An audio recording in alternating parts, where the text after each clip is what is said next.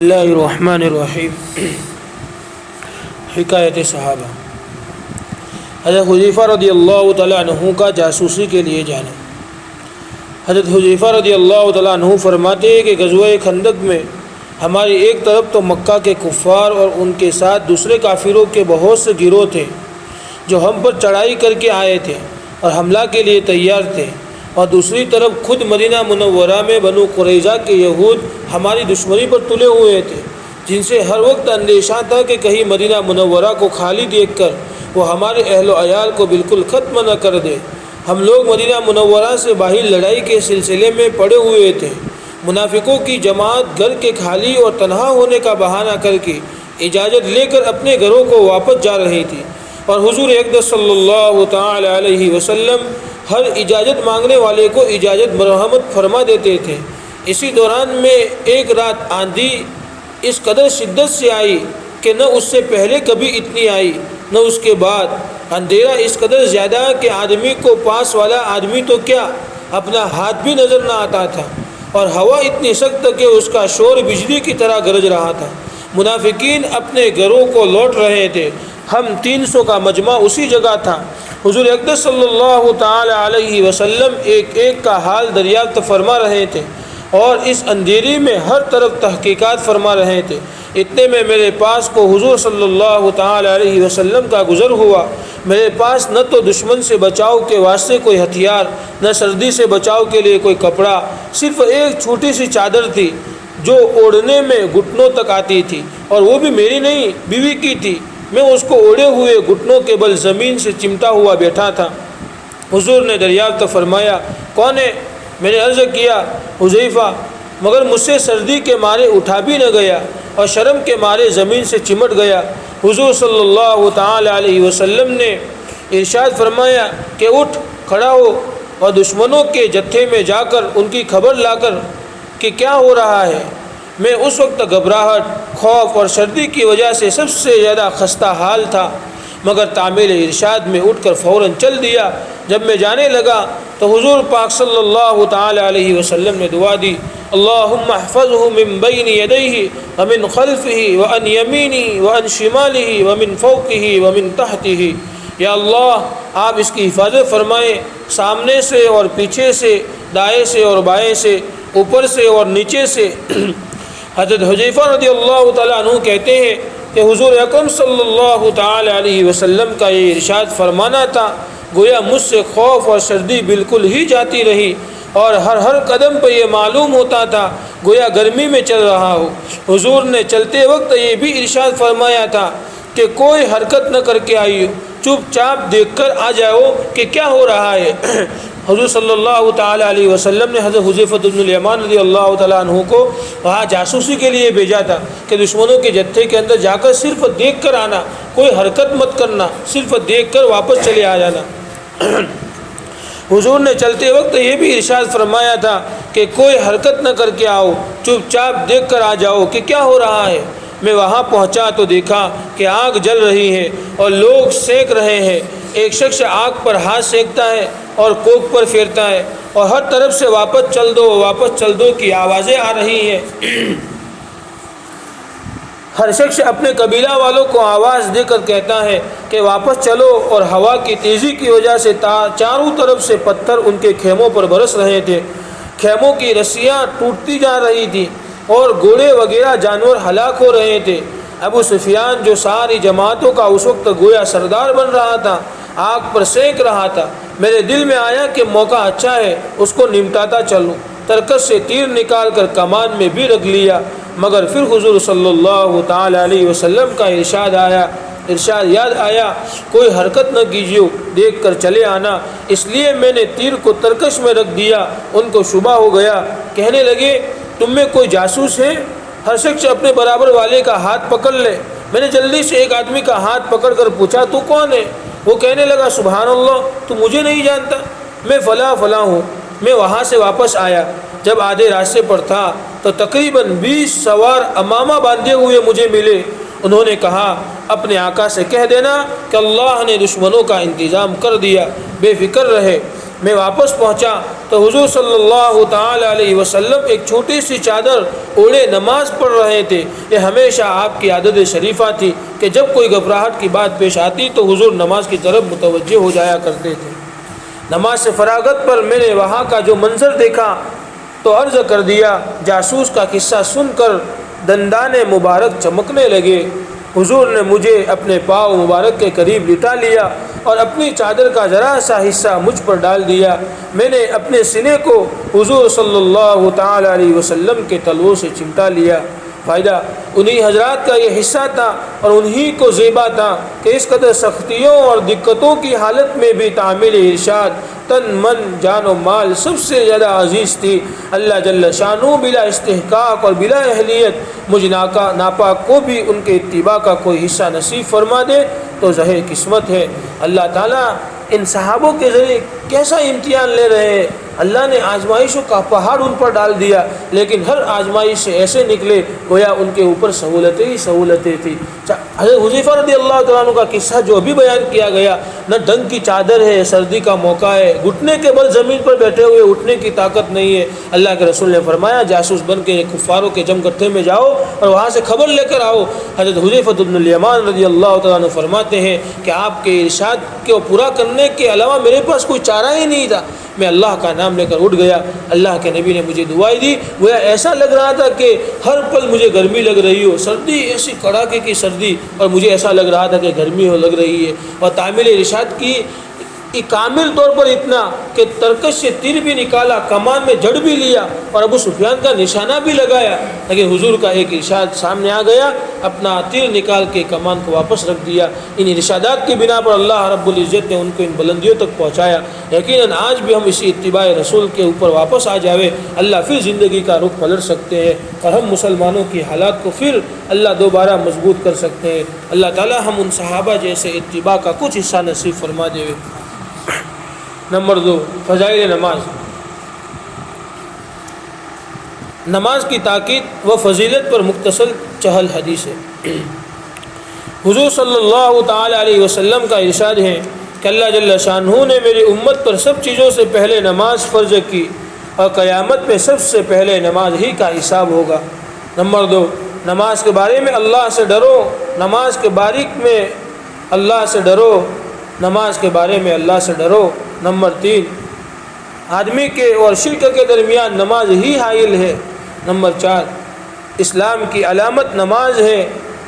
جو شخص دل کو فارغ کر کے اور اوقات اور مستحبات کی رعایت رکھ کر نماز پڑھے وہ مومن ہے۔ نمبر 5، حق تعالی شانہ نے کوئی چیز ایمان اور نماز سے افضل فرض نہیں کی۔ اگر اس سے افضل کسی اور چیز کو فرض کرتے تو فرشتوں کو اس کا حکم دیتے۔ فرشتے دن رات کوئی رکوع میں ہے، کوئی سجدے میں ہے۔ نمبر 6، نماز دین کا ستون ہے۔ نمبر 7، نماز شیطان کا منہ کالا کرتی ہے۔ نمبر 8، نماز مومن کا نور ہے۔ نمبر 9، نماز افضل جہاد ہے۔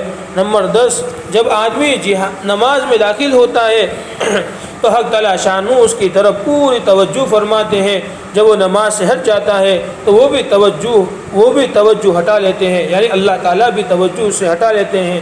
نمبر 11، جب کوئی آفت آسمان سے اترتی ہے تو مسجد کے آباد کرنے والوں سے ہٹ جاتی ہے۔ نمبر 12، اگر آدمی کسی وجہ سے جہنم میں جاتا ہے تو اس کی آگ سدے کی جگہ کو نہیں کھاتی۔ نمبر 13، اللہ نے سدے کی جگہ کو آگ پر حرام فرما دیا ہے۔ نمبر 14، سب سے زیادہ پسندیدہ عمل اللہ کے نزدیک وہ نماز ہے جو وقت پر پڑھی جاوے۔ نمبر 15، اللہ جل شانہ کو آدمی کی ساری حالتوں میں سب سے زیادہ یہ پسند ہے کہ اس کو سجدے میں پڑا ہوا دیکھیں کہ پیشانی زمین سے رگڑ رہا ہے۔ آدمی سے اللہ تعالیٰ راضی ہے، اس کی علامت کیا ہے کہ آدمی کو اللہ رب العزت سجدے کی توفیق دے دے، یہ اللہ کا راضی ہونے کی علامت ہے۔ نمبر 16، اللہ جل شانہ کے ساتھ آدمی کو سب سے زیادہ قرب سجدے میں ہوتا ہے۔ نمبر 17، جنت کی کنجیاں نماز ہے۔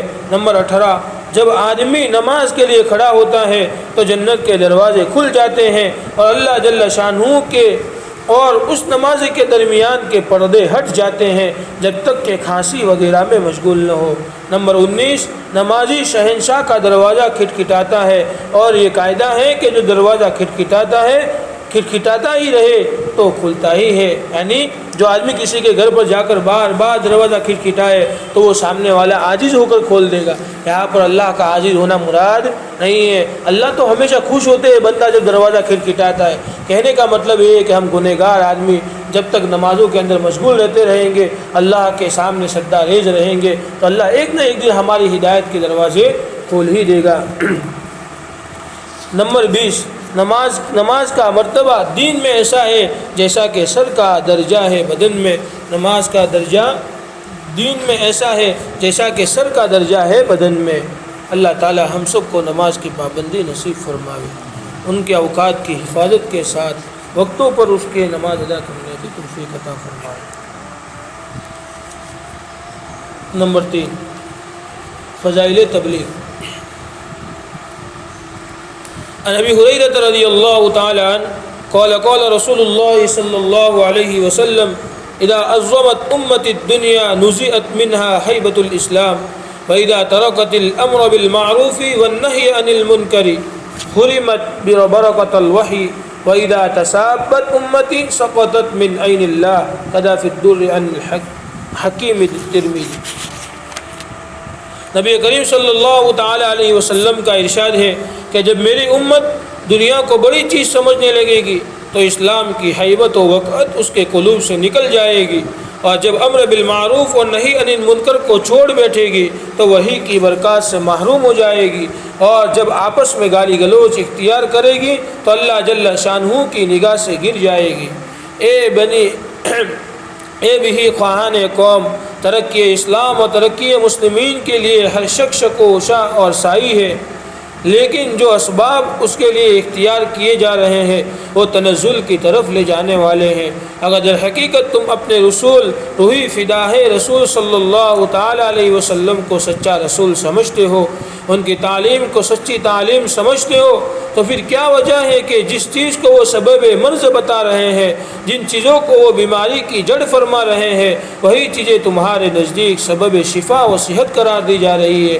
یعنی اللہ کے رسول صلی اللہ تعالی علیہ وسلم نے جن چیزوں کو فرمایا کہ یہ چیزیں کرنے سے تم اللہ کی نظروں سے گر جاؤ گے, اللہ کا عذاب تم پر مسلط ہونے لگے گا, اللہ تم پر اپنی ناراضگی کا اظہار فرمائے گا, اور آج امت انہی چیزوں کو یہ سمجھ رہی ہے کہ اللہ کو راضی کرنے کے اسباب ہے, اور یہ سمجھ رہی ہے اپنے دل میں کہ میں حقیقت میں رسول اللہ کی اتباع کر رہا ہوں اور حقیقت میں اللہ کے احکامات پر چل رہا ہوں.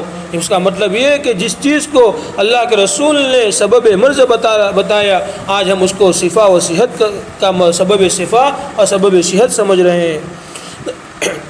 نبی اکرم صلی اللہ تعالی علیہ وسلم کا ارشاد ہے کہ کوئی شخص اس وقت تک مسلمان نہیں ہو سکتا جب تک کہ اس کی خواہش اس دین کے تابع نہ ہو جاوے جس کو میں لے کر آیا ہوں, لیکن تمہاری رائے ہے کہ مذہب کی آڑ کو بیچ سے ہٹا دیا جاوے تاکہ ہم بھی دیگر اقوام کی طرح ترقی کر سکیں. آج ہم کیا سوچتے ہیں ذہنوں سے کہ اسلام کی آڑ بیچ میں سے ہٹ جاوے تو آج دیگر قوم جو ترقیاں کر رہی ہے مال و جائیداد کے اعتبار سے, اگر اسلام کی بیچ کی دیوار ہٹ جاوے تو ہم بھی ان لوگوں کی طرح ترقیاں کرنے لگے. یاد رکھیے کہ اگر اس دیوار کو ہٹا دیا ہم نے تو ہم اسلام کی دائرے سے نکل کر کفر کے دائرے کے اندر داخل ہو جائیں گے. پھر دنیا کی کامیابی تم کو مل جائے گی لیکن آخرت کی کامیابی یہ تم کو نہیں ملے گی, ہمیشہ ناکامی کے اندر رہنا پڑے گا. اللہ جل جلالہ عم نوالہ کا ارشاد ہے من کان یرید حرث الآخرۃ نزد له فی حرثہ ومن کان یرید حرث الدنیا نؤتہ منہا وما له فی الآخرۃ من نصیب. جو شخص آخرت کی کھیتی کا طالب ہو ہم اس کی کھیتی میں ترقی دیں گے, اور جو دنیا کی کھیتی کا طالب ہو ہم اس کو کچھ دنیا دے دیں گے اور آخرت میں اس کا کچھ حصہ نہیں. جو آدمی دنیا چاہتا ہے اللہ رب العزت دنیا کے اندر اس کو کچھ دنیا دے دیں گے, لیکن پھر وہ یاد رکھے کہ آخرت کے اندر اس کا کوئی حصہ نہیں ہے. اس کا ایک مطلب یہ ہے کہ ہم جو عبادات کرے, جو عمل یاد کرے, اس عمل کا نتیجہ ہم فوراً چاہے اللہ سے کہ اللہ میں نے نماز پڑھی اس کا بدلہ تو مجھے فوراً دے دے, تو ایسا نہیں ہوگا. اللہ اس عمل کا نتیجہ, اس عمل کا بدلہ ہمیں اللہ کے پاس امانت رکھنا ہے بھائی, کہ اللہ تو اس عمل کا بدلہ اپنے پاس امانت رکھ لے اور کل قیامت میں اس کو مجھے واپس کرنا. ہمیں بدلہ فوراً دنیا کے اندر نہیں چاہے, اللہ تو دنیا میں دیں گے ہی دیں گے, اور آخرت میں وہ پاس ہمارا عمل کا جو بدلہ ہے وہ اللہ کے پاس پڑا رہے گا. اللہ تعالی ہم سب کو ان باتوں پر عمل کرنے کی توفیق عطا فرمائے۔ نمبر 4 فضائل ذکر۔ صلاۃ التسبیح بڑی اہم نماز ہے۔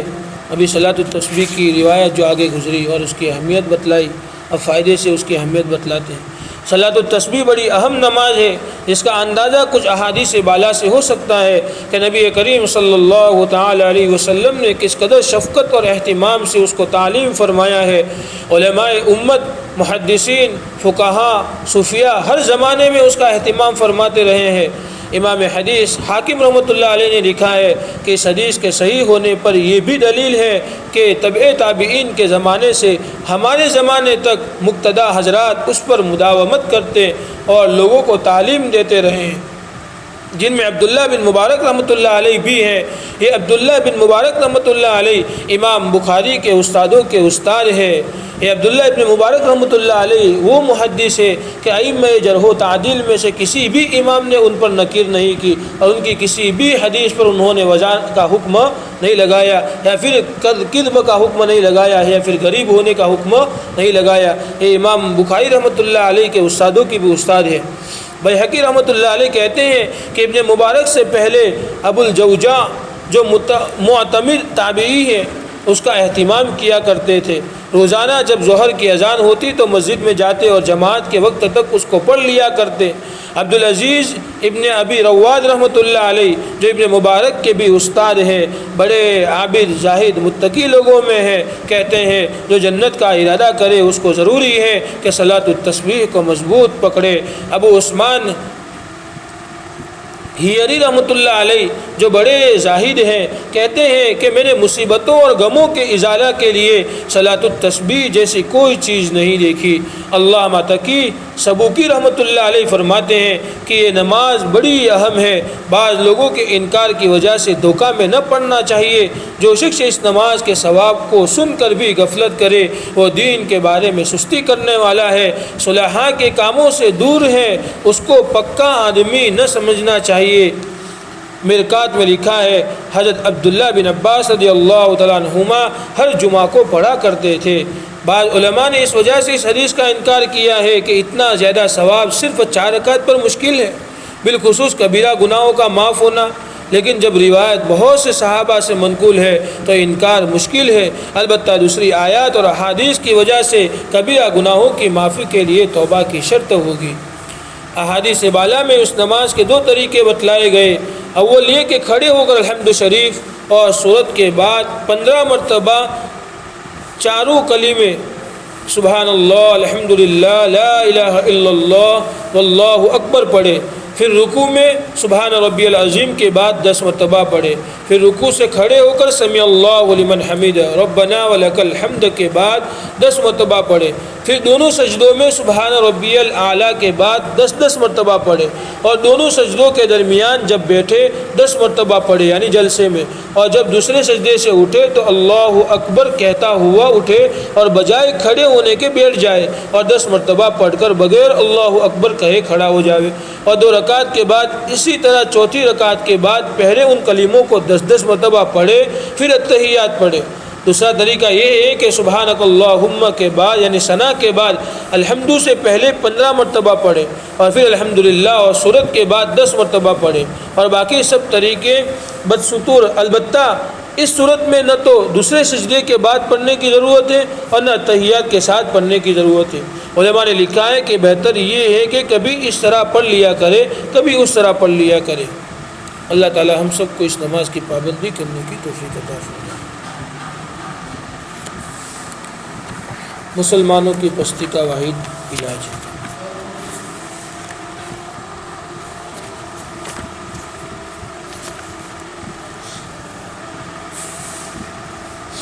عن عائشة رضي الله تعالى عنها قالت دخل علي النبي فعرفت في وجهه أن قد حضره شيء فتوضأ وما كلم أحدا فلسقت بالهجرة أستمع ما يقول فقعد على المنبر فحمد الله وأثنى عليه وقال يا أيها الناس إن الله تعالى يقول لكم مروا بالمعروف ونهوا عن المنکر قبل ان تدعوا فلا اجیب لکم وتسألونی فلا اعطیکم وتستنصرونی فلا انصرکم فما زاد علیہن حتی نزل۔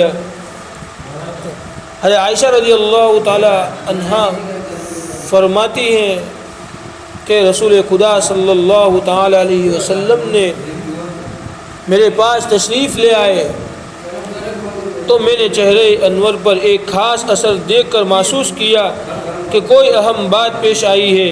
حضور اقدس صلی اللہ تعالی علیہ وسلم نے کسی سے کوئی بات نہیں کی اور وضو فرما کر مسجد میں تشریف لے گئے۔ میں مسجد کی دیوار سے لگ گئی تاکہ جو کچھ ارشاد ہو اس کو سنوں۔ حضور اقدس صلی اللہ تعالی علیہ وسلم منبر پر جلوہ افروز ہوئے اور حمد و ثنا کے بعد فرمایا، لوگوں، اللہ تعالیٰ کا حکم ہے کہ بھلی باتوں کا حکم کرو اور بری باتوں سے منع کرو، مبادا وہ وقت آ جائے کہ تم دعا مانگو اور میں اس کو قبول نہ کروں، اور تم مجھ سے سوال کرو میں اس کو پورا نہ کروں، اور تم مجھ سے مدد چاہو میں تمہاری مدد نہ کروں۔ حضور اقدس صلی اللہ تعالی علیہ وسلم نے صرف یہ کلمات ارشاد فرمائے اور منبر سے اتر گئے۔ عن ابی ہریرہ رضی اللہ تعالی عنہ قال قال رسول اللہ صلی اللہ علیہ وسلم اذا عظمت امت الدنیا نزعت منها ہیبۃ الاسلام فاذا ترکت الامر بالمعروف والنهی عن المنکر حرمت برکۃ الوحی واذا تسابت امتی سقطت من عین اللہ۔